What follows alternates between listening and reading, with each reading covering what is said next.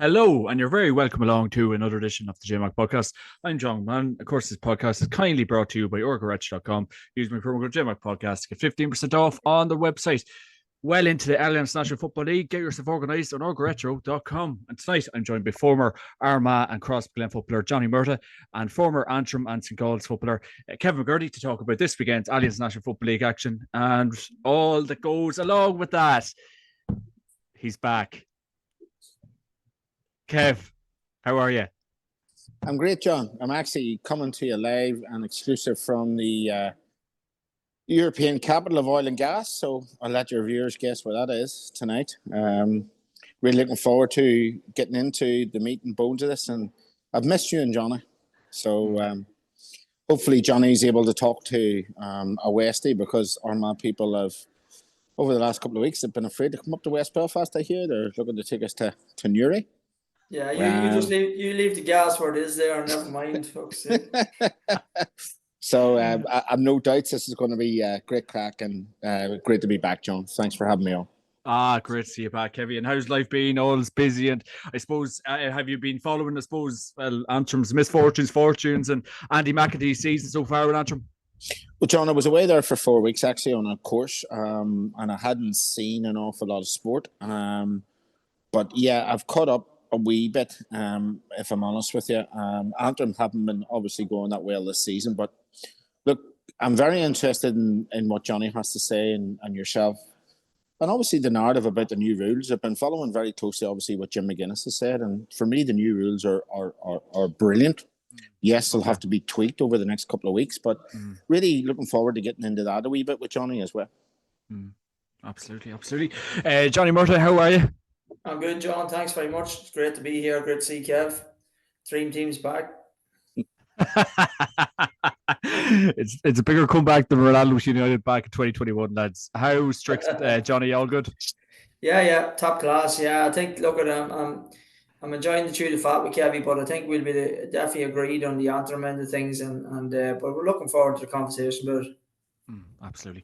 Good seers are in good form, lads. That is what it's all about. I suppose we'll just a quick note to start on with tonight, lads. It's Corrigan Park or nowhere at the minute. It's Armagh and Antrim in the Ulster Football Championship, and we had Andy McAtee basically saying last week that it's Corrigan Park or nowhere, and I have to really say I really do stand by Antrim's views in this particular situation. It was the same situation in 2022 when Cavan were playing them. I think it really is fair and just that it is played in Corrigan Park, but it'll be very, very interesting. Obviously, former Antrim footballer Kevin McGourty, what's your thoughts, and where should this game be played? Well, John, very quickly on this, I might again be very controversial to Antrim people in this. There's a couple of issues I have here. One, Antrim should have the home advantage. That's it. That's the bottom line. But there's a couple of caveats to that. Antrim have now had 15 years, and the Ulster Council have had 15 years to get themselves in order. Now, they've built Corrigan Park, which is a semi-decent facility. There's no doubts about it. But they should have applied over the last 15 years for more and more funding. The Irish government's giving money hand over foot for projects at the minute. They could have actually got, maybe $1 million or $1.5 million out of that. The Department of Community should have looked at that for more money. But the big issue I want to highlight to people is Antrim should be playing at home. But the simple fact of the matter is we need now, as an association, to go back to ourselves and look internally. Before we start blaming other people, the British government or the GA, centrally, or Gordon Lyons and the Department of Community. The GA got this wrong. I know this for a fact. I was living in West Belfast on the ground. I was there. And unfortunately, Danny Murphy, who was at the time the main man in the Ulster Council and a bloody decent man at that, has now passed. And we need an internal inquiry in the GA to find out where this went wrong. Because not only have we had Casement Park or nowhere, we've now had that. We've also had Kildare issue. When's it going to be next? Is it going to be Cardo? Is it going to be Wicklow? Is it going to be Leitrim? Some of these smaller grounds that need redeveloped over the next 10 years. When's the next one going to come along? When are we going to learn from our own feelings? We had the whole Kildare. We had the whole Newbridge or nowhere. And we learned nothing from it. Where in the Ulster Council are we getting accountability? Jarlath Burns is a mouthpiece at the minute in saying that, we want this from this, that, and the other. The first thing he needs to do is look internally. Ask the Ulster Council who in the Ulster Council was accountable for the communication strategy on the ground in West Belfast at the time that planning permission was refused, that residents were told, and I quote one resident, "You will do what you're told," from a member of the Ulster Council, a full-time employee member. Where has that been held to account? What learning have we done from it, and where do we go?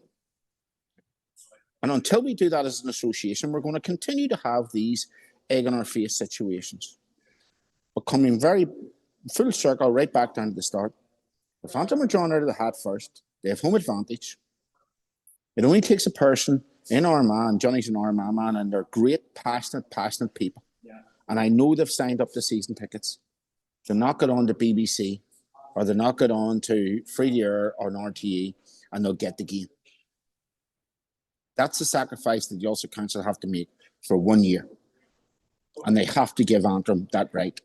The players deserve it, the supporters deserve it, and the integrity of sport deserves it. Sinead, John.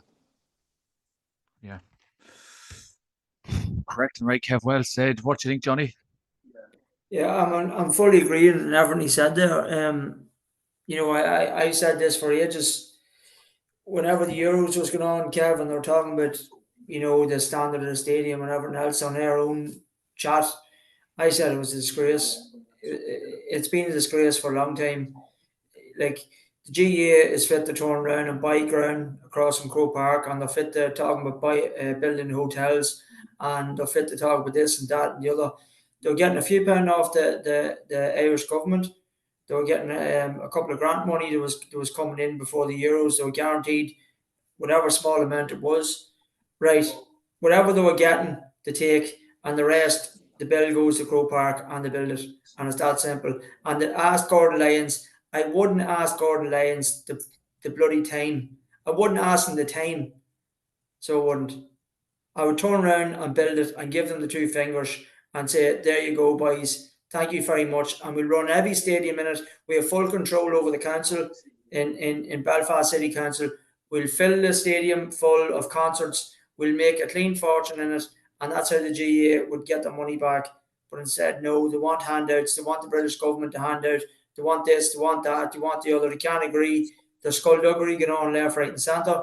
There's guys that's made millions out of this between planning authorities, between architects, between guys drawing up plans, quantity severe companies, and the whole thing is just a racket from start to finish. So, Jarlath Burns, he needs to stop talking and he needs to start building. And I fully agree. The game needs to be in Corrigan Park and nowhere else. Yeah. And the GA has to take it on the chin. The GA has to take that on the chin, John, because the fixture, everybody knew the draw. The draw was going to be Antrim and Armagh. Now, they should have had a caveat put into that with the season ticket, but they didn't. They didn't have that.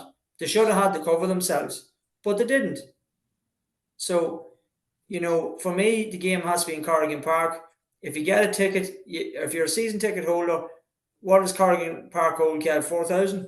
I think it's about 4, yeah. I think that's health and safety, yeah. Yeah, so the season ticket holders for Armagh should be drawn out of a hat or whatever way they're going to do it for 2,000 tickets, 2,000 for Antrim. That's it. Yeah. End of story.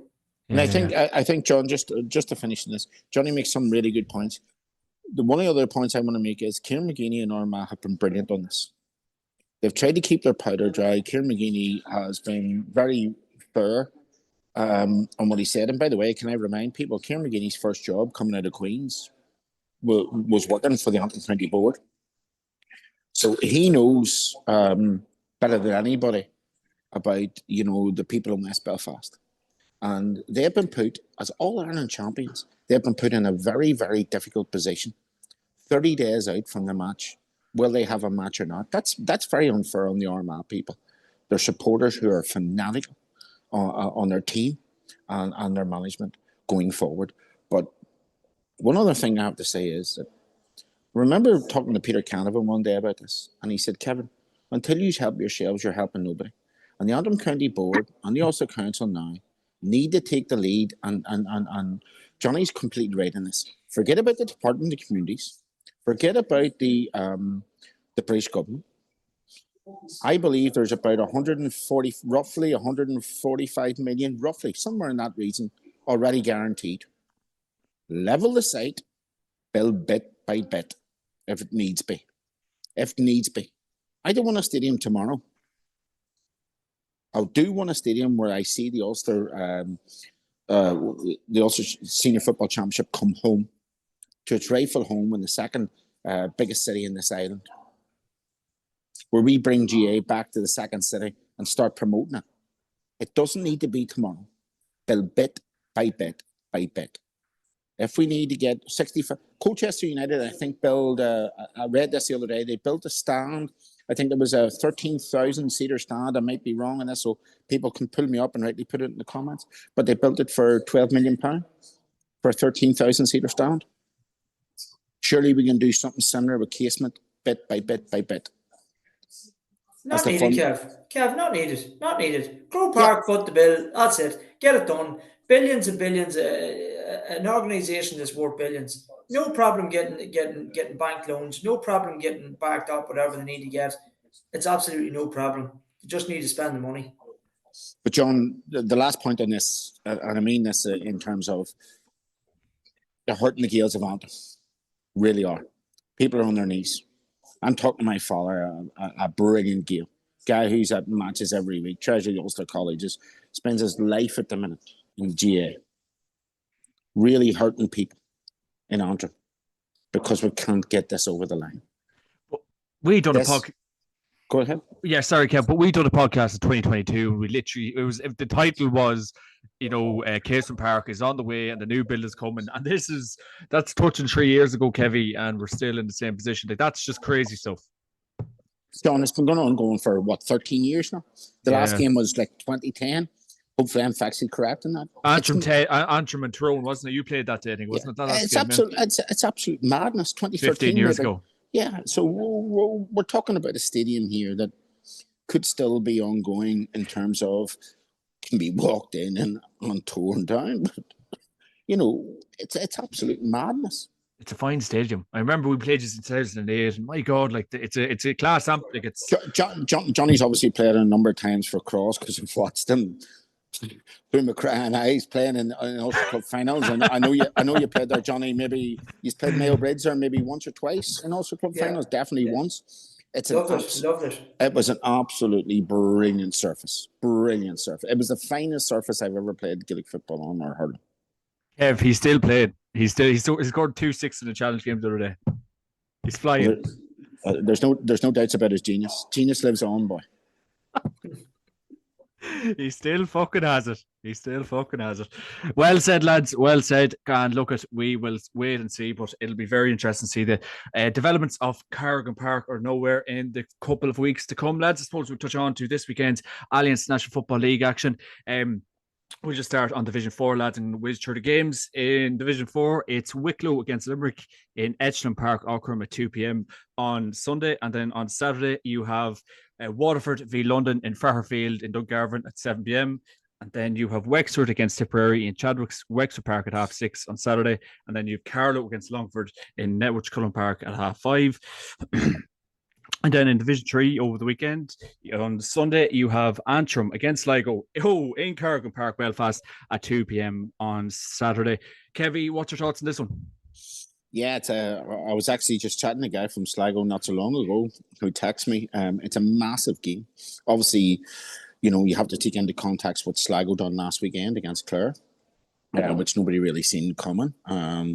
Sligo have been very, very good at home over the past, I would say, 18 months under McEntee, but quite poor away. So that's good omens for Antrim. Antrim have been quite good at home over the past 18 months and quite poor away. So, all the omens point towards Antrim, but, when you look at a team on 3 points and a team on 4 points, it can go either way. Tight game. Look, the one thing about Antrim is that I think they're leaking a lot at the minute at the back. The Offaly game wasn't great, nip and tug, and then obviously they go away last weekend, and that wasn't great either. And Andy McEntee's been there 3 years now. Has he redeveloped the team? I would say yes, he has. There's a lot of new personnel come in. Remember the likes of Tomas McCann, Justin Crozier, Kevin O'Boyle, sort of guys like that have went out of the panel, and he's had to bring in some new blood.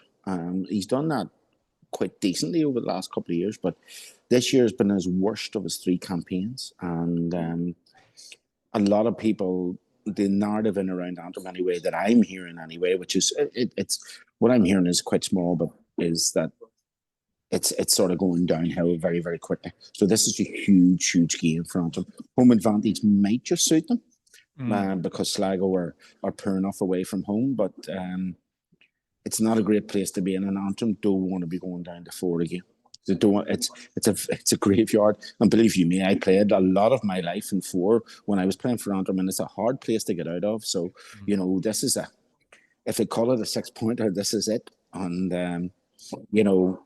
I would just fancy Antrim just because of the home advantage. And of course, Katie, Sligo's form hasn't been great either. No, it hasn't. But I mean, their form at home is much better than away, of course. As we seen last week, beating Clare. I would expect Clare to be in a better position than they are now. In fact, I would have thought that they would be up there with Offaly and Kildare, competing for promotion. I don't think they're at that standard. Obviously bringing Peter Keane in, but that's a good win for Sligo last weekend. 2 points. I don't think that many Sligo people thought that he would have got. So them travelling up on that boost is a big thing, but it's their frailties away from home, and hopefully Antrim can attack them early and get at them early the way the Antrim hurlers did yesterday. At least get at them early, hopefully it's 2 points in the bag for Antrim and keep them in that division. And I think that's where they need, or they should be. They're that mid-table Division 3, and they're not much better than that at the minute. And I don't think they're going to get much better than that. That's a true reflection on where they are and where they need to be. Yeah, absolutely. Johnny, just a quick point on that. I actually think this could be a galvanizing Antrim here the weekend. Obviously, you have the whole Corrigan or nowhere. You'll have a big crowds going thrown into this game. It's 3 points versus 4 points. Antrim's just ahead of Sligo. Sligo is poor on the road. I think it's a massive opportunity for Antrim to get a big win here. And I think, with the momentum that they have going at the minute, obviously with the game with Armagh and moving it to Armagh's B pitch in Uri. So, I think Antrim can make use of that and make hay of that the weekend. Yeah. Oh, yeah, Gerald Burns, very quick to comment on Rory Gallagher, but very slow to comment on this particular situation. But look, we will wait and see. We will wait and see. And then we'll move on, lads, to action in Division 3 on Sunday. It's Leitrim against Fermanagh in Ballinamore at 2 p.m. I suppose, Johnny, obviously Leitrim, as we kind of said in the last podcast, Stevie Poacher, he's got it really tough there for Leitrim at the minute, but they're in that kind of category where they're going down, play with the shackles off, and this is probably another opportunity to do that. Will they do that against a decent Fermanagh team that are playing quite well at the minute? Yeah, Fermanagh's on 5 points, and obviously Leitrim's on 0. They probably. Look, they have to let the shackles off, I believe. But will they? Are you going to get this typical line that you get from these managers that we're setting our stall and getting ourselves ready for championship, and we're going to try and play it the same way we're going to play it for championship. And it hasn't been working, and that's as clear as day. We've seen when the game was up and they pressed a few kickouts in certain games, they're fit to get scores. So I think they're going to have to attack it at a different angle, and Stevie's just going to have to bite the bullet on that and push up the field, I think. And look, they've nothing to lose at this stage. Just see what happens. Yeah. So Kev, obviously, it's the first time we've got chatting to you all season regarding the podcast. What have your thoughts been on kind of Stevie Poacher's fortune so far with the Leitrim lads? I don't think the new rules suit Stephen a lot. Okay. Because obviously there's 3 players always in attack, and Stephen's a defence-minded coach. Don't get me wrong, I think Poacher's he's a great thinker about the game. I give him that. But I know he's Anthony McGrath in there from Donegal. Anthony, I would know very, very well. Anthony's a very, very professional guy. Very, very good in his own professional job in University of Ulster. He used to be in Queens, and he again, they leave nothing to I would say that they're very professional about the way they go about things. But, I mean, you look at some of the scores racked up. I mean, Leitrim's score difference at the minute is really bad. So, I mean, look, for Mana going there this weekend, I would say that Kieran would be expecting a win.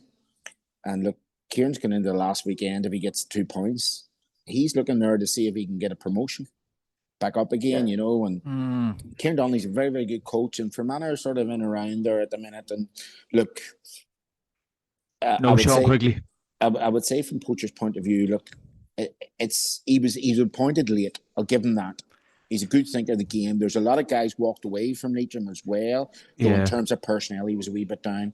So the other thing about that is, I would give him a wee bit. I would give him a lot more time in there to see what he can come and develop. And Division 4, if you remember, where he made his name was in Carlow in Division 4, and that forte and building up a good league before they went into the championship. So maybe next year we'll see the really coming of what him and Anthony and the guys behind him can produce. But look, there's no doubts they've had a difficult season. Yeah, Daniel Ledger in there as well, and who else? Ryan Jones. So Ryan Jones, Yeah, absolutely. Look, it could be a project, and we will wait and see how it ends up for the lads in the long term. And then we have Offaly against Kildare in Glennis, O'Connor Park in Tullamore at 2 p.m. Kev, obviously, Kildare have been top of the pops in this league. They are going straight back up to Division 2. They've really knuckled down and applied themselves in this division, and they've done very well. And this could be an interesting game on Sunday. Yeah, give Kildare credit where it's due. I don't want to speak a lot about them because they shouldn't be there. That's the basic fact about it with the resources that they have. They had an awful campaign last winter. They've had a brilliant campaign this year, which is great. But the campaign that really, really enthralls me, including hurling actually at the minute, is what's happening in Offaly GA under Michael Dagan. This is brilliant. Offaly football, we know the under-20s had a great run a couple of years back. They brought in somebody like Mickey Hart, high profile, and they're going so well in hurling as well at the minute. There seems to be a regeneration in there, a reinvigoration of Offaly GA, which is great. Bringing somebody like Mickey Hart in, a guy who's tried and tested, by the way, in Division 3 with Louth as well. Mm-hmm. So he knows that league, he can get up. So look, I don't think Offaly will win this game, but I do ultimately think that Offaly will get to the league final. And I do think these will be the two promoted teams. Look, Offaly as well dispense with a lot of their older guys, let's just say that, through the winter. Tried and tested guys. And I went for a bit of a younger panel. And look, they performed very, very admirably. There's something special about Mickey Hart. There always has been. He always brings that bit of stardust. He will always be up there competing. And, I would say that this game will be a dress rehearsal for what we'll see in late April in Croke Park in the Division 3 League final. Yeah. And talking about that, obviously, Anton Sullivan, a fellow punter of ours this year, looking forward to getting him on very soon. Like he was one of these men that got a phone call, and a 30-40-second phone call for a lad that's put in, 12, 13 years. The county game can be very cut and thrust at times, Kevin. Well, all the time, I suppose. That's it. And look, it's horrible. And, Anton Sullivan, we spoke about him before he was a fellow pundit of ours, brilliant player, but you have to be ruthless at this end of the game now. You really have to be ruthless. And that's the way it is. And, Mickey Hart is that sort of individual. You've heard a lot of comments about him in Tyrone from one footballer to the next. And he fancied this guy, he fancied that guy, or he didn't, or he did this. Look, you got when you're in that position, you've got to be ruthless. And he is a ruthless man. And, you've got to like that, Alex. Some of the stories about Alex Ferguson being ruthless are incredible. And that's what you have to be when you're in that level, and that's where you get successful. And look what's happening to Offaly at the minute. Look what's happening in United. Oh, Johnny, fuck me, Pink. We'll I not knew, go there. I knew that one was coming, Johnny. I knew that one was coming. Oh my God, I don't even know where we go. I don't even, did we win or lose at the weekend, lads? I'm really zoned out of United's fortunes at the minute. We'll move on to Saturday's action, lads, in Division 3. It's Laois against Clare in Laois Higher War Park at 6 p.m. Good one coming here, lads. Laois are a very, very tough team to play at home against a Clare team that are on a bit of a crest wave, obviously under the stewardship of Mr. Keane at the minute, and obviously Owen Cleary back and firing at all cylinders, Johnny. So an interesting game in Laois, Port Laois this weekend. Yeah, very, very tight on both teams and 6 points. And look at, I suppose, as Cavi alluded there last time about Clare, a bit of a shock. They'll want to turn things around now coming into this fixture of the weekend. I think there's going to be very tight. I really do. But probably because Laois is playing at home, the game's in Port Laois. I'm going to go with a draw in this game. I think it's going to be one of the games of the weekend, to be honest. And I think if only the Laois is playing at home, I would have went for a Clare win, especially just to bounce back. But it's going to be a damn tight game. And it's a game you wouldn't mind seeing because I think it's going to be a clinker. The weekend, there's a couple of games there where teams are very even on points and there's a bit of scrapping going on in mid-table, and them's the sort of games I think would be worth seeing. So Yeah. Hmm. I fancy a draw here, John.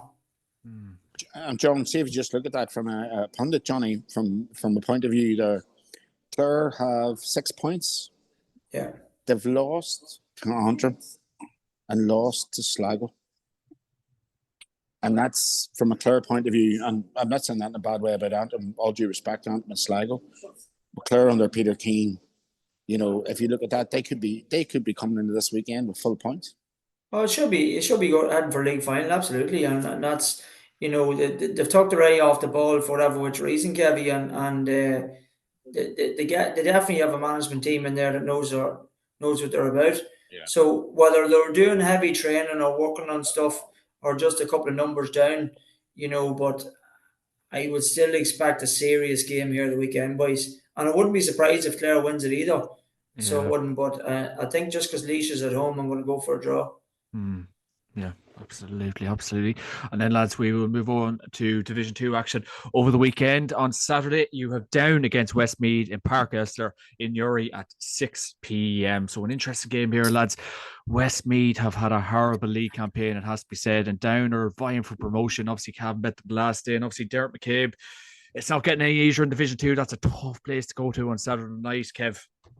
Yeah, well, sorry, you said Down are vying for promotion. No, I think they've only 2 points. Oh, Jesus, sorry. Brain fart, sorry. No, but the point I'm making out to you is this is a bottom of the table clash here between two teams that, look, I think it needs to be said here publicly, and I think Johnny will back me up on this. Dermot McCabe has been terribly unlucky with this Westmeath team this year. They've had terrible luck in the 4 games that they played. Obviously the Meath game, everybody now knows about the rule changes that are maybe coming into place with a hooter, etc. But they've been thereabouts. They've lost John Hassan, they've lost 1 or 2 other players as well. Ron O'Toole, a big player for them. So he's been desperately unlucky with them. Down at the minute. How do you beat Cork at home and then do what you're doing? Lose away to Louth.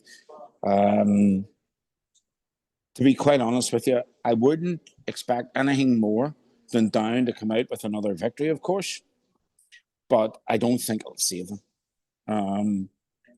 I just don't. I'm not sure where the project under Lavery is going at the minute. I love Connor, as you know. I really do like Connor. I think he's an excellent coach. But he's not afraid to speak his mind either. Look, as I said to you before, I think Connor Lavery's one of the finest coaches in the GA. You're saying that, yeah. I remember you're saying that. Easily one of the finest. I watched him before when he was taking under 12 boys and girls and whatever else. He's a phenomenal coach. He works every day in the GA through his role at Trinity, etc. But yeah, but you can only dance with the girls in the dance hall. That's what I was about to say. It's about the cards that you're dealt, and his cards are. I think he's been dealt a very difficult hand, Johnny, at the minute, and You look at young Murdoch, what a player he is and what a player he will be, but it's what you're surrounding yourself with as well. And I think Johnny put it very ably there. I mean, I've not much more to add to that. You can only dance with the cards that you're playing with, and his cards are extremely limited at the minute. You mixed that one up, Kevin. No, I haven't. You have. You can't dance with cards. So, well, you probably dance with cards before, too. I probably have late at night, but no, I think, look, Connor's, he's a very, very bright guy, but unfortunately, the hand he's been dealt has been, it's difficult. Did you ever play against Connor, Kev? Like, he must be horrible to play against, like. No, Connor's one of the best lads you'd ever meet. But like, does he not give you a lot in the field? No. He does, but he wouldn't be that way. His colleagues might have been in Kilcoo, but Connor was not that way. No. Okay. And by the way, a more pleasant and brilliant guy. I couldn't speak highly enough about. Good lad, yeah. Yeah. So I mean, I think, if you wanted anybody in there to go and do a good job with Down, it was Connor. You wanted somebody to succeed, it was Connor. You'd seen there was a lot of good youth teams coming from Kilcoo and from Burn especially. But look, his hand overall isn't great. And if they get Division 2 survival, I would say that's a bloody good job achieved, but I don't see it happening. No, the man's a legend, but I agree with Kev. No. Okay, that's absolutely. And then we'll move on to other action in Division 2 over the weekend. It's Cork against Louth in Super Value Park in Queeve at 2 p.m. Interesting game. This one adds two teams that have just been very, very inconsistent in this league. Cork will be targeting the home win there, Johnny. Yeah, they will. And there's another one of these star games of down here as well. That both teams on 4 points. Massive game. Just like Kevi alluded to there, that Division 2 lads is dog eat dog. Couple of funny results. They did down managed to scrape a win against Cork up there when Cork had all the shovel work done and looked like coming down the stretch that Cork was going to get over the line. Didn't happen. I think that evening Pat Haven again didn't speak about it earlier there, but that man's been putting in massive scores for Down. Did that night as well, and so. Look, it's tricky for Louth. Louth's a funny team. Louth can play like a tambourine one week, and then they can be a wee bit Jekyll and Hyde, and that seems to be the way. But they do have a lot of talent, and when they have the shooting boots on, they can hit scores, John. And they can get goals as well. But yeah, Cork's a big, strong, able team, and you just have to fancy them at home. They have to go after the ball. They have to go and press the kick out. They can't give Louth momentum into the game, and let Cork get into a groove. What you want to see with Cork, and I would fancy them the weekend. It's a massive game. It's another one of these that could go down the stretch, but I would just fancy Cork to shade it. Yeah, and you talk about teams, backroom teams there for Louth. You have Gerard Brennan, you have Niall Moyna, and is it who's the other guy? James McCartan. James McCartan's in there. James McCartan, yeah. God, like you'd learn so much of them men, Kevin. Yeah, them guys know a lot, but they're bringing a real professionalism. I think Johnny said it. There's a lot of potential in Louth, but they're a bit Jekyll and Hyde, as he said. I mean, you look at last weekend. I was actually watching online as. Look, just thought none of them were going to I thought they were going to go to the High Court at one stage and file for absolute serious assault. It was that bad in the first half, and then they come back in the second half and they come out real strong. So you can't have that Jekyll and Hyde. It would not surprise me if Louth went down this weekend to Cork and got a draw, and both teams were safe. It wouldn't surprise me at all with these two teams. And the other thing I'm going to say, and I hope Johnny pipes in this actually. The GA needs a strong Cork in football. Oh, yeah. And we need a Cork manager to come. We need somebody to come into Cork. It's not his time now, but somebody like Jim McGuinness or Jim Galvin in the future. Cork is a sitting hot pot of sitting and has been for the last 3 years, 4th, 5th, 3rd in Division 2. That's not the Cork that we need. We need a Cork up there in Division 1 challenge. Yeah, they haven't competed in 12 years, lads, really. Like, it's crazy. Well, funny, Cav, you should say that. You look at the difference, right?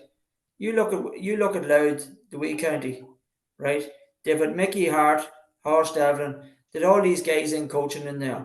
They then turn around for a small county, and you look at that management team you just mentioned that they have.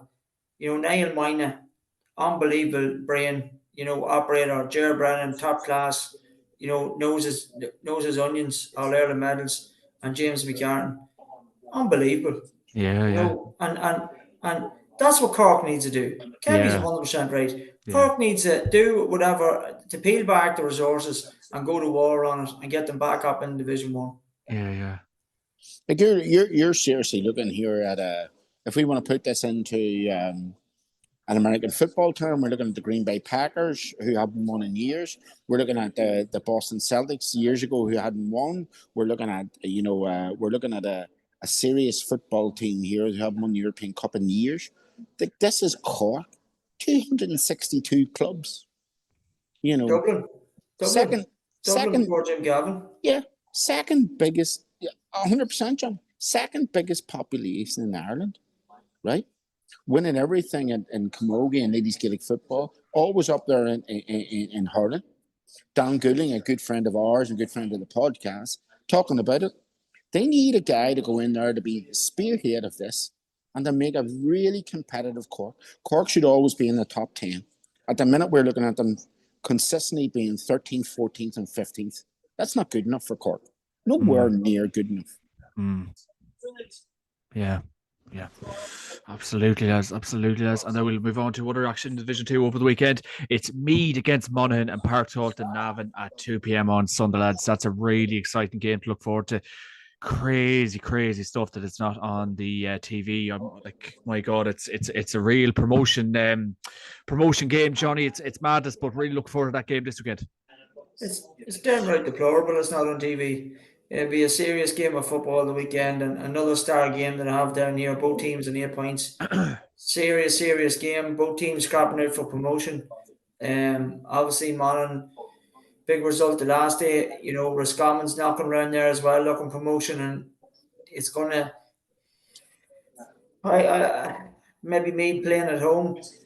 But geez, lads, you have to be you have to be impressed with Monaghan and what they've done in the last few results, and a couple of key players still out injured, but Gabriel's doing a good job there. Him and Malone and the guys in there have really gone to town, and they're really utilising everything they have, and I thought they might have been come up a wee bit short with the forward line, especially with the rules changing and stuff like that, but they're getting through it rightly, so it's going to be a humdinger of a game. And Meath, like the job that they have, the job that's been done with Meath lads in this year has been phenomenal as well. They're a big, strong, able team. Yeah, They've a lot of new names that are not household names in Meath that you would have heard of, over the years, and like Robbie's done a serious bit of shovel work with these guys. Hey, in fairness to him now, maybe it's coming a wee bit too soon from John. There's only so much you can do in 1 year, and I think Kev will agree with me. But I tell you what, he's knocking his pan in, and it's great to see. Like Kevin mentioned there about Cork, how long has Meath been away from the top table, and Leinster badly needs Meath knocking on the door up there the same way that Munster needs Cork. So. yeah, Look at it. I think Robbie Brannan's done an unbelievable job there. It's great to see. yeah. And that's why I get on so well with Johnny, I suppose, because look, it's the truth what he's speaking there about. Every GA fan knows Meath and Cork. Johnny's a wee bit younger than me, but 87, 88, I was going to All-Ireland finals. In fact, my sister was 6 weeks old when she was at the 88 final, Cork Meath, right? In the Nally stand. Never forget it. They were the teams in the 80s. And now we need to see them come back strong and strong. And Meath made, look, they've been in limbo for about 15 years. Joe Sheridan will be able to tell you better than us, right? Yeah.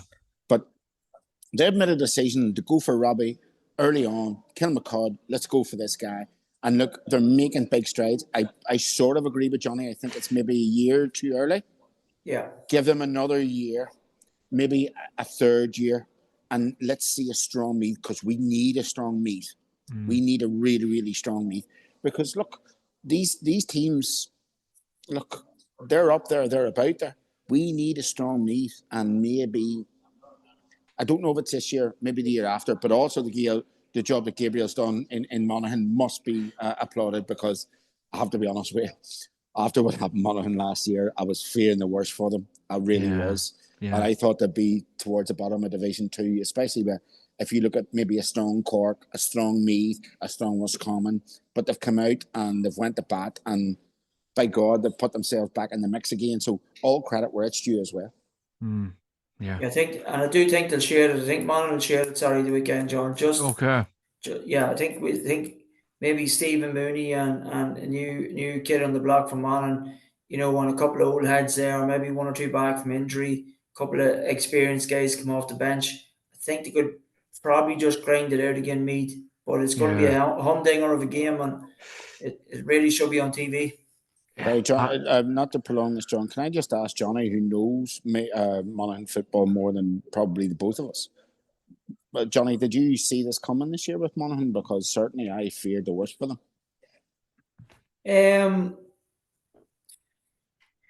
Monaghan had the team if they had everybody, Kev, but did so many injuries, and like even Ryan McInnesby, who was only back, got injured again, and McCarthy picked up a niggle, and Carol O'Connell, and the guys like that to replace.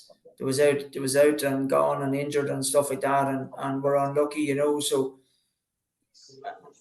like one thing, the big thing for them, Kev, was that Gabriel was around it last year, and Malone hasn't been that long away from it either, and Dermot McCardle was still knocking around there as well, and guys that know Monaghan football inside out. Andy Moore too.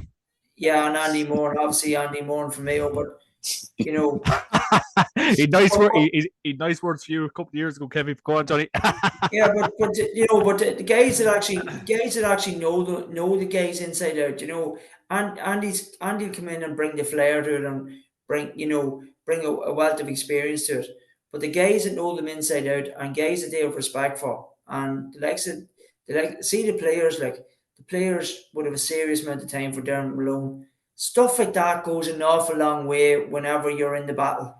And being fit, one thing about him, he's fit to call the guys out, and we don't want him back about it. He'll just be called out, and this is the way it is, and that's it, and get on with it, So there's wee things like that, and I think it's a great mixture what Gabriel's brought to the table in all these characters, and obviously Andy in there. So, and like even Dundalk IT there, they won their the Fitzgibbon Cup. Trench Cup, sorry, and Stephen Mooney was revelation in that, and he's an excellent young footballer coming up through Monaghan. I said it to John last year that he was a new kid coming through the block, and it's guys like that, it was sort of like, right, Monaghan, what was Monaghan going to do without McManus? Well, okay, they're going to have to move on to something else, and he's only a neighbour at Clontibbert over the road in Clonmartin. He's doing a hell of a job for a young lad, and he has loads more with him there as well. Probably another player there, a wee bit unlucky, was McBennett. Got a nasty cut across himself with a stud across and ended up getting stitches or whatever across his chest. But he was going well as well, and there's guys like that to come into Monaghan. So, I think Monaghan's going to need them more physicality type players again, Meath, because Meath's a real big strong team. But I think they've done a good job, John. And yeah, Kevin, look, I did fear the worst. It was hard to know how much you're going to rely on the older boys, but I think they've done a damn good job. They have.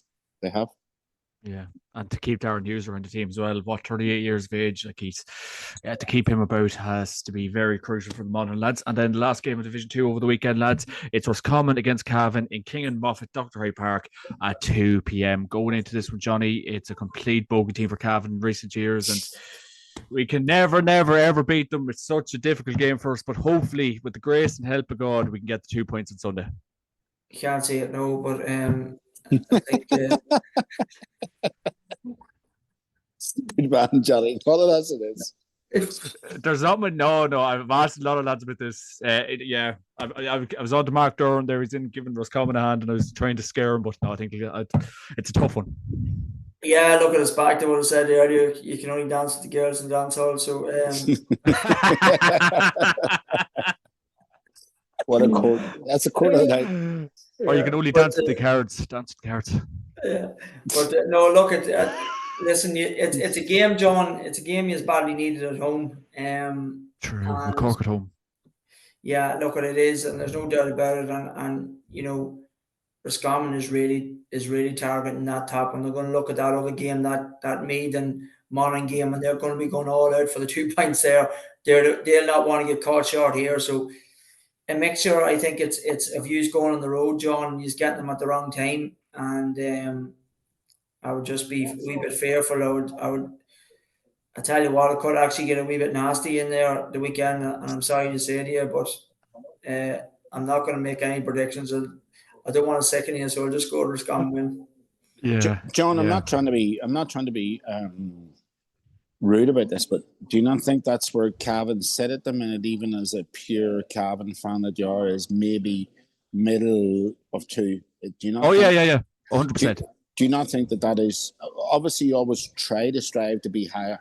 Yeah. But Johnny knows that Armagh Division 1 team, All Ireland champions, brilliant, can beat any team on their day. I know where Antrim are, which is I think they're lower Division 3 team. I don't think you're Division 4 team. Do you not think that that's where Cavan are, Division 2 team?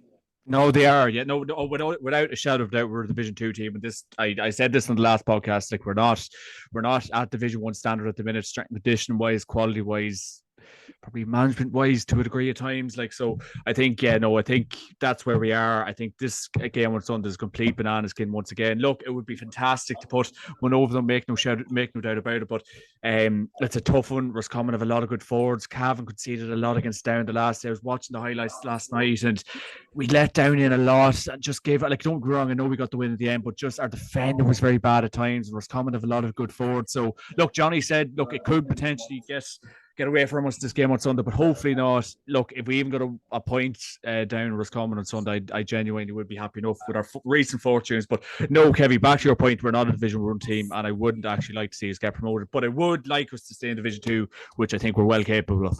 Yeah, I think you will stay there. That's what I mean. You acknowledge where you are. And yeah, 100%. Yeah, absolutely. Yeah. You have to do that sometimes, Oh, yeah. And I would be fearful, John, that, like Roscommon on their day could hit you for 4 or 5 goals. Well, we played them in the All-Ireland series. Seen them open teams completely up. A couple of weeks ago, we seen them. And I don't know how they didn't score 4 goals in the first half. And, they only got 2, and you're like going to yourself, what? So you could... I would just be fearful if they're going all out the weekend that if it's the same sort of defending in which you're doing again down, you could pay a heavy price. Because we were frailty at the back. John, is did you say Mark Doran's involved with Roscommon? He's given a hand there at Roscommon this year, yeah. Good lad, Dorney. Good fella. Yeah, he was on to more time. Brilliant guy. Good guy. Yeah, no, it'll be interesting. I suppose that's to kind of cap out Division 2. Who will go up, and then the 2 teams you name. Tell me, will they be good enough to stay in Division 1, Kevy? Unfortunately, Roscommon will go up, and I would also think that I'm going to call it. Yeah, I think that Monaghan will go up. Monaghan are okay to stay up, I think, from what Johnny's telling me, but unfortunately Roscommon are this yo-yo team, up and down all the time. And that's why I think that me and Johnny are trying to harp on about a strong Cork and Meath. Because if Cork and Meath are a further year or 2 down the track than they are now, especially Meath, they will go up into Division 1 and they will give a lot of boys a lot of problems. Like Johnny will tell you, I mind playing against Meath in Division 2 for Antrim. Jesus, I cried to my mother when I went home that night. It was beat that hard, like the size of the man. It was just a brutal game. Yeah. And then if them guys get inside Division 1 with a decent game plan, with a decent manager, with a decent setup, we can see a Meath of old. So I'm really wanting Meath and Cork to get up. but not right now, maybe next year. So unfortunately, that's why I said unfortunately at the start. There's Common and Monaghan for me, but I don't think it'll do a lot of difference. Yeah. I concur. Nail on the head. Yeah. So you exact same thoughts, Kevin, Johnny. Yeah, exact same in every department. I think if Meath goes up and if Meath gets a win the weekend, I think it'd be fortuitous for them if they didn't, because it'd be a year too early for them to go. Yeah. So they, with the form they're showing at the minute, they couldn't withstand Division One next year. Still not ready for it next year. No, not for me. If Division One's so tough. Yeah, but John, if they're going up to take scalps, and they're going up big, bold, and taking scalps, and that's it, and challenging at the top. And I don't believe they're there yet. Yeah. Like you look at that Meath team of the '80s, and Joe maybe tuned into this, and other Meath people are tuned into this. You had your Liam Hayes, your full forward line, your Stafford, your O'Rourke's, your Bernard Flynn's, right? They were ready. But even before Gertie, they were ready for Division One. They could mix it with anybody. Forget your Kerrys, forget your Tyrones, forget your Galways, forget your Donegals. They were the prime team. And if they get themselves in order in two, they'll go up and they'll take scalps in one when they're ready. But they're not ready now, I don't think. I don't think they're ready right now. Darren Fay and John fucking Darren Fay and they're mounting them from every angle coming at you. Is just John McDermott. Any amount of them. John, we played them under Mickey Cupboard. We played them in a game in Casement Park on a Saturday night in the qualifiers. Graham Gertie scored 4 goals that day. And I walked out onto the pitch, right? I'm not lying, and Darren Fay threw me about like a rag doll, right? I was a centre half forward. And it ended up being a photo on the Irish News shops in Belfast, right? And the photo was with him, my 2 feet off the floor, and he's carrying me like a ballerina. The size of these boys, they would have beat you about like a wet tracksuit on a Tuesday afternoon. The size of them, it was unbelievable. Johnny, wasn't it?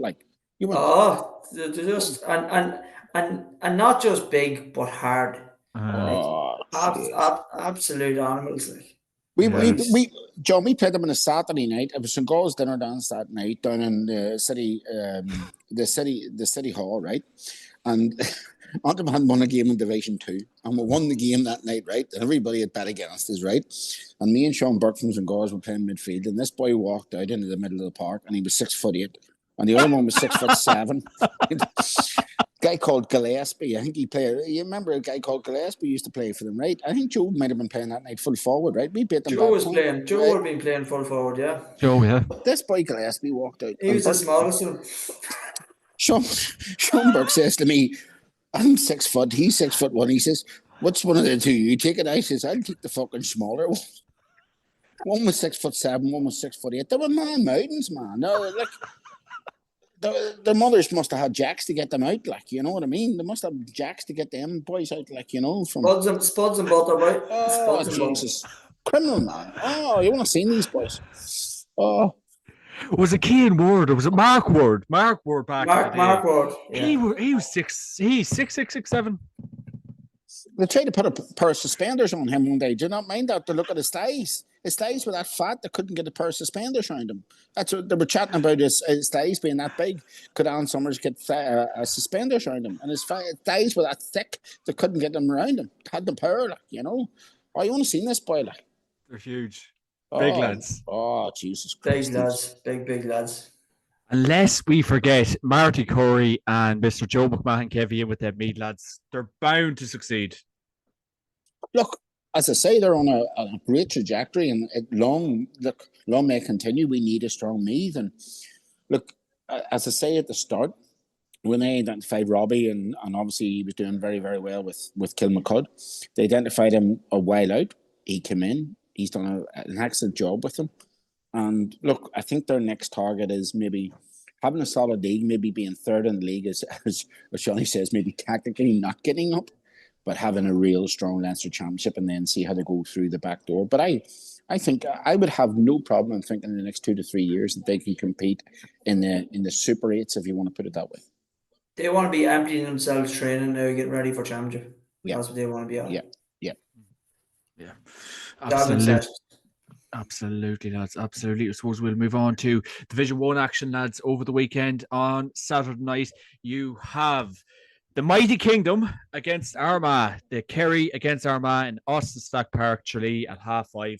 And of course, game will be live on RT. Well, Johnny Murta, this is a game that will whet the appetite. It's away to Tralee for these mad Armagh fans. It's going to be a good weekend. Are you looking forward to it? Yes, it's going to be everybody's hitting the road. We're all away for the weekend. It's going to be top draw. Kerry's just going to be orange and white the weekend. Johnny or Kev, go on. Sorry, Johnny. Kevy, go on. He's something smart to say. Here we go. No, Kevy. no. I'm just thinking about Johnny Murta, the Kingdom, chatting, jumping up in the Stars bar, giving them shite all weekend in Tralee. It's a Stars uncle's bar, and I wouldn't be giving him shite, or he'd just put you out over the bar. So, no. Look, I'll be honest. Listen, there's going to be a good weekend, and Armagh's going to spend a lot of money down there, and they're going to go down and enjoy themselves and behave themselves, and they always do, and Paddy's weekend and all that there. But I think when it's all probably said and done, I probably fancy Kerry to get the job done. I don't think we'll go all out. I could be wrong. I'm not hearing anything, but I think Armagh would probably just target the home game again, Derry in the last. I think beating the Dubs the last day, big result at home. I'd say it put us in a great place. And I'd say there was a solid bit of work done since with the week off and stuff. And I'd say, there's a right bit of training done and stuff like that, and getting more guys back up to speed. There's a couple of guys probably out injured, and they did have the dinner downstairs the other night. We presented all the medals and stuff like that. So, for even though it's a good weekend and all of that, John, I would still think he's going to give a run out to a few more players that maybe a lot of people didn't know last year, not household names. Young Darren McMullen's done well there, has come in. He's had a couple of solid games. He's getting more game times under his belt and stuff like that. Will he start come championship time? Maybe not, but he could definitely be a serious option off the bench. I'd expect Garrett Murphy to get game time as well. Another guy that's seen a couple of games. I'd expect Oisin O'Neill maybe to get maybe another bit of time under his belt as well. I don't expect to see Ryan O'Neill. You talk the words right out of my mouth. No, I don't expect to see him. And okay. What's the story there, Johnny? Fists? I don't know. At this minute in time, I don't expect to see him in an Armagh jersey the rest of the year, to be honest. So we'll just have to wait and see how that goes, bar America. But oh god, I don't like that. Well, look, that's the way it is.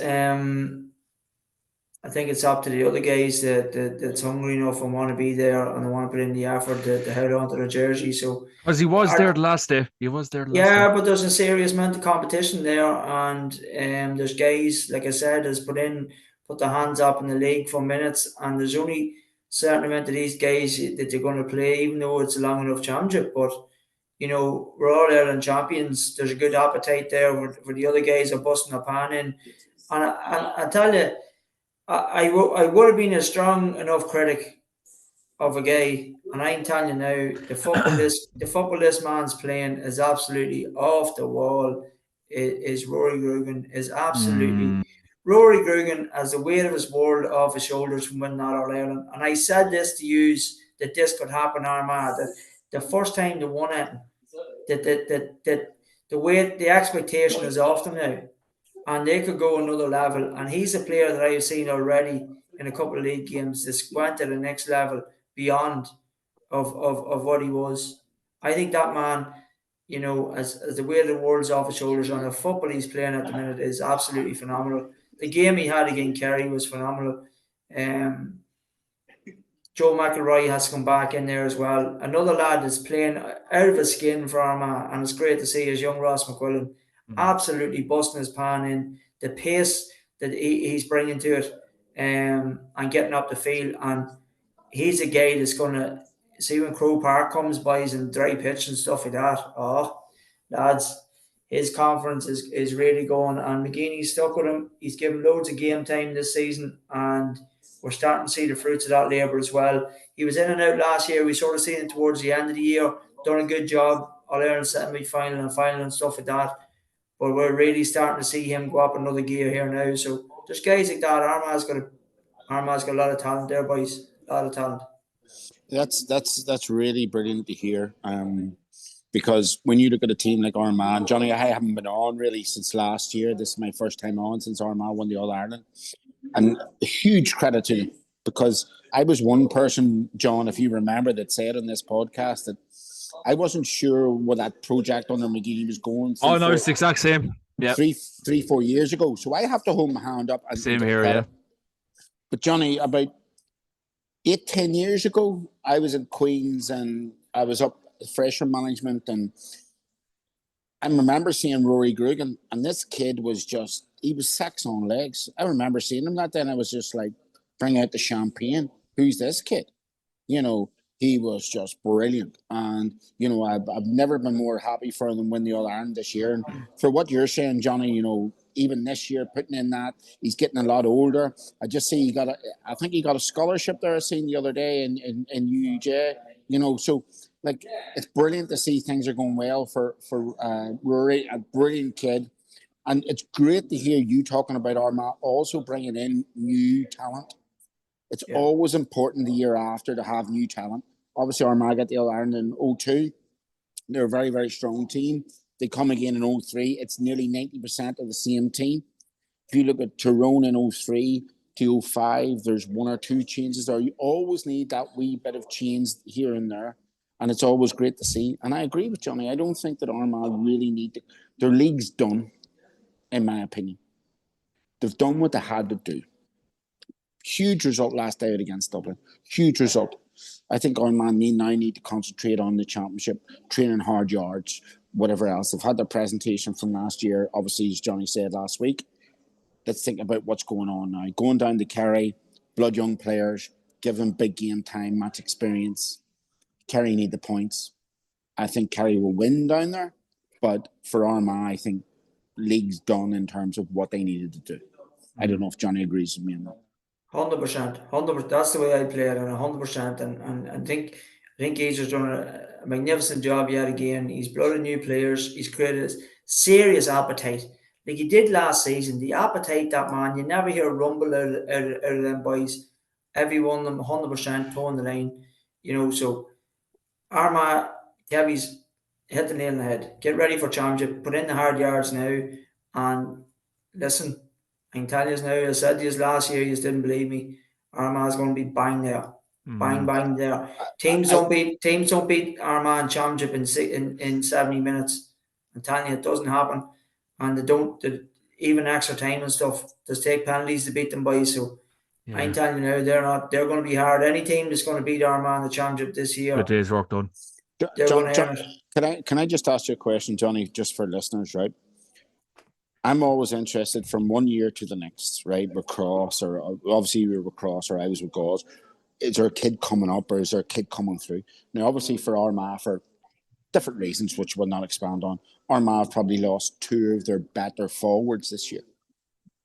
If you know what I mean, coming into the start of the season, that would be the common issue. Would you think that they're stronger with these new boys coming in? I think they're probably on par. With definitely the rule change, Kevy. With the pace Armagh's fit to bring to it, and the bench that Armagh, yet again, like we talked about last year, the bench, the resources that they're fit to pull in. Yes, you probably have one or two like for likes, which is no problem. But it's the pace that Armagh's bringing to it, and they're very well organised. Obviously we might see a couple more rule changes and stuff like that, and what the situation is with Rafferty. But look at to win, maybe to go back and win a back-to-back All-Ireland, which is virtually impossible anyway. But to do that without the big man is a tall order. So, but it's not undoable with the squad that Armagh has. It's not undoable with the rule changes. But if it had been the same as last year, Kevy, I don't see it happening. So are we saying that Rain's out for the season? Well, at the minute, not unless a miracle, I don't see how he can get his place back. With the situation, you're coming into the last 2 games of the league. He's Are you running out. Are you disappointed, Johnny? Yeah, Like, I am. as a fellow Yeah. club man too. Yeah. Yeah, I'm disappointed. I'm disappointed in him. I'm disappointed for him. I'm disappointed in the whole thing. So, Okay. like, as an Armagh fan and as somebody who's a massive fan of his, Well, everyone's a fan of him. Everyone's a fan of him, but these new rules would suit him. Yeah, but I actually have a serious amount of time from him. So, yeah, look at it. It's tough, and I wish he was on the field, especially playing Kerry and Sean O'Shea's and David Clifford's and these guys. Like he's well able, as we've seen, to stand toe to toe and catch ball over the top of them and throw them around the place and glide past them, because he's on that level. He's on that Richter scale, as Kevin knows about. There's just certain guys at that next step above, and serious operator. Yeah. I've seen him when he was 15. He came up to Queens for a day out. 16, he came up to Queens for a taster day, Johnny, and it was just different Richter scale than every other kid that was there. He was just different. But even on that point, Johnny, can I just ask you, because John, I don't want to prolong this, but I know Johnny has to go and whatever else. Me and you have a deep love of Kerry sometimes, and I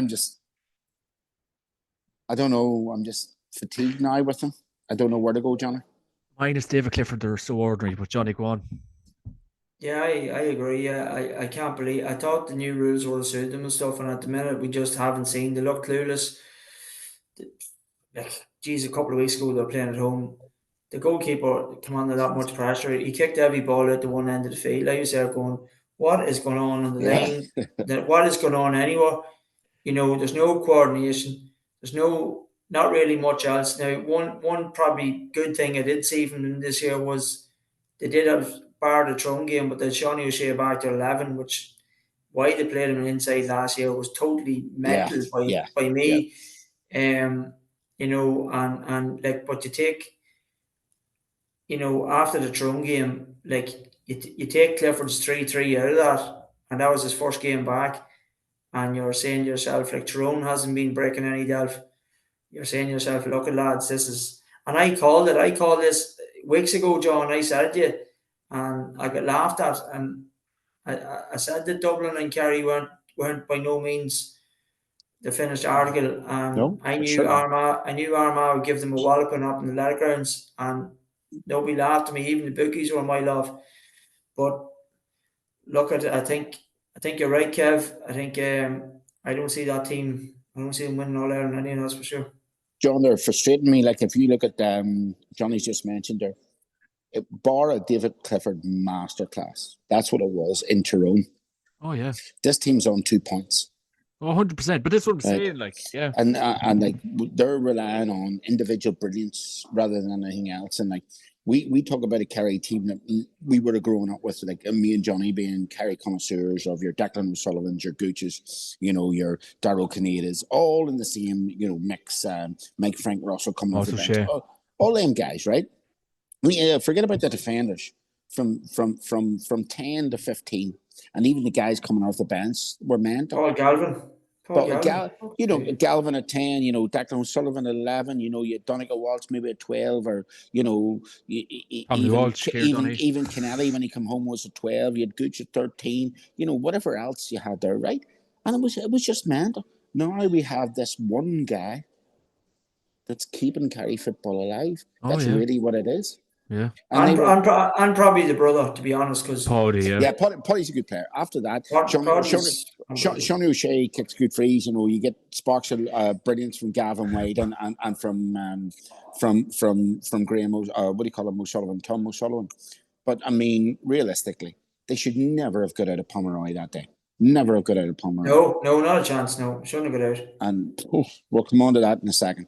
But Michael Byrne's back, but like, you know, not the same ilk as I suppose Kev's after saying there's the likes of Darren, Declan O'Sullivan, but we will wait and see over the weekend, lads. And then another game on Saturday night, lads. You have Dublin against Galway in Croke Park at 7:30, and it will be on TG Cahir. Kevy, nice short trip for Shane Walsh on Saturday night. Yeah, very quickly on this because we've spent a wee bit of time on the others. Look, I think Galway have been going great guns. I think they've kept their consistency up. I think that they're a well-balanced team now. They've got their goalkeeper situation sorted out. They look decent at the back.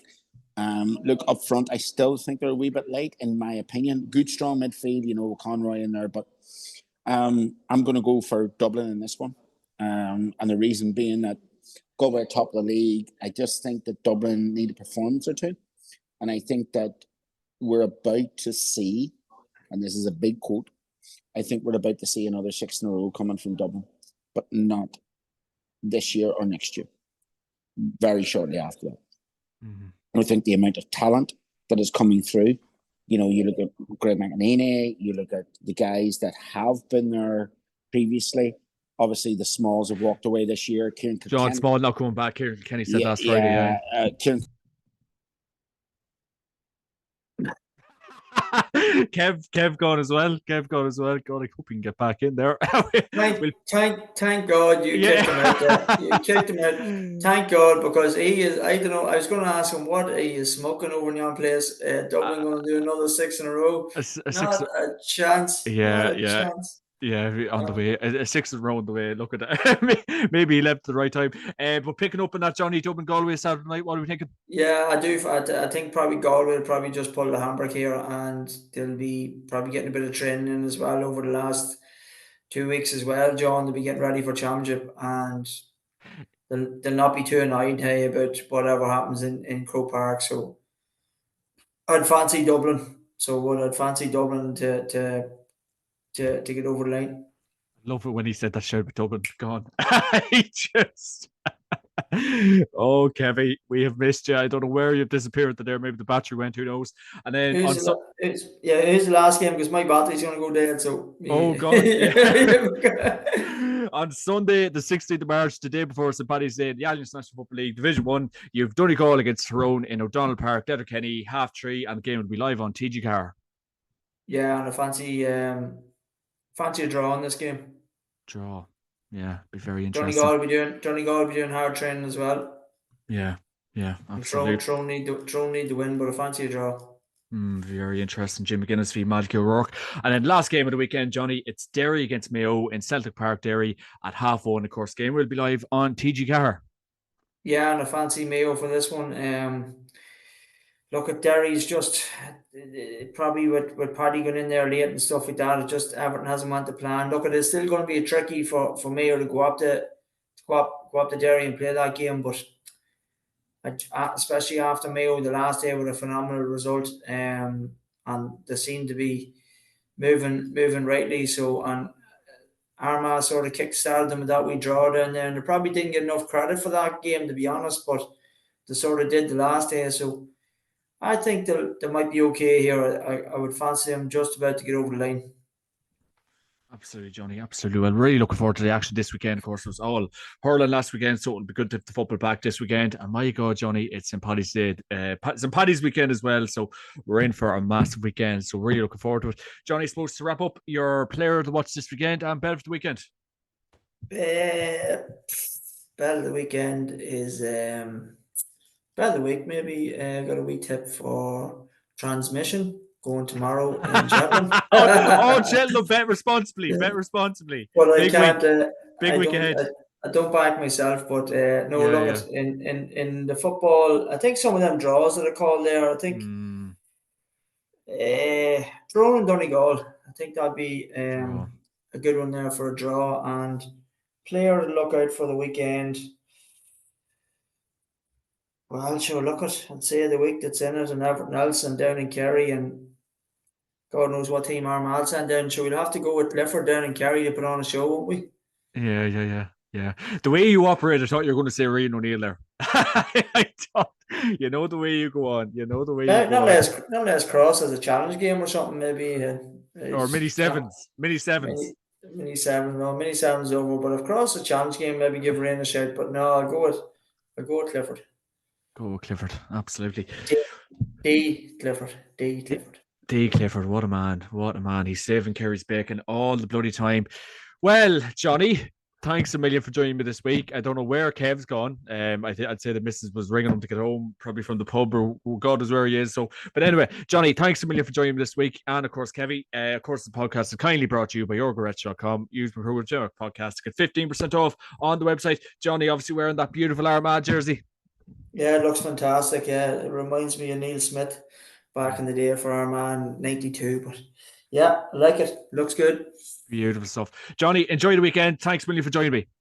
Thanks very much, John. Slán agus Bannock.